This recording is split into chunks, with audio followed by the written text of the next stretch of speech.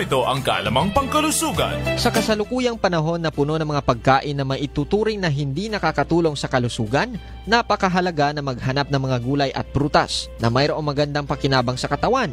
At isa nga sa mga gulay na halos lahat ay mayroon sa kanilang mga kusina ay ang talong o eggplant. Ang mga Pinoy kasi ay mahilig rin sa pagkain ng mga lutuing mayroong talong tulad ng tortang talong, ensaladang talong o pinakbet. Ngunit hindi lang pala ito masarap. Mayroon pa itong mga nutrients na nagbibigay ng magandang epekto sa kalusugan ng katawan.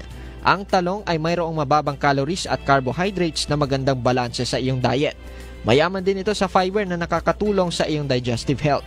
Ito ay mayroon ding mga antioxidants at nutrisyon na labis na nakakapagprotekta sa iyong katawan laban sa mga sakit tulad ng hypertension, high cholesterol, cancer at iba pa.